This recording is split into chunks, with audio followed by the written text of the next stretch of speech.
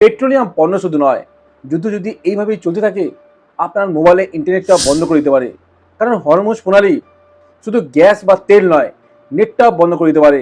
কারণ গুরুত্বপূর্ণ fibre optical এখান থেকেই পাস হয়েছে এবং সেটা ওড়াবার ধমকিও দিয়ে বসে আছেন ইরান। যুদ্ধের নামলে এমনটা হতে পারে, সেটা কি জানতো না আমেরিকা এবং ইসরায়েলের মতো দেশ?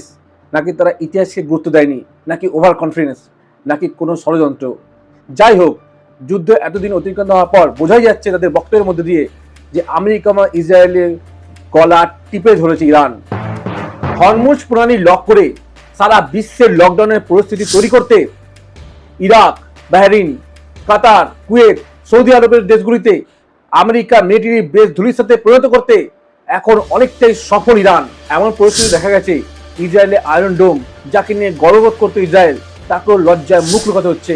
কারণ মাঝে মাঝেই ইসরায়েলের ধোঁয়া দেখা দিচ্ছে, শব্দ দেখা দিচ্ছে, যেখানে বোঝা যাচ্ছে আয়রন ডোম পুরোপুরি বিফল। আত্মরক্ষার্থী হরমুজ প্রণালী অবরুদ্ধ করছি, এমনই জানিয়েছে ইরানের বিদেশ মন্ত্রক ইউএনকে। এই হরমুজ প্রণালী নিয়ে আরও অনেক ইতিহাস আছে, আসুন জানি সেই ইতিহাসটি কি।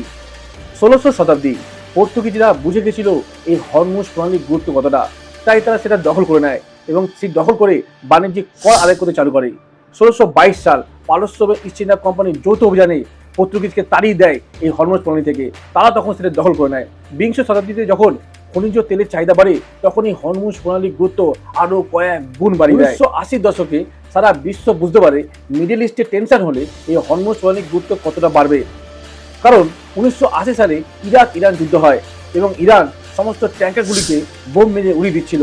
সেই সময়টা সেই যুদ্ধটার নাম দেওয়া হয়েছিল ট্যাঙ্কার যুদ্ধ। বর্তমান পরিস্থিতিতে বোঝা যাচ্ছে আমেরিকা এই যুদ্ধ আর বেশি দিন কন্টিনিউ করবে না। আমেরিকা যদি এই যুদ্ধ থেকে নিজেকে বিরত রাখে, তাহলে ইসরায়েলও বেশি দিন কন্টিনিউ করতে পারবে না এই যুদ্ধ।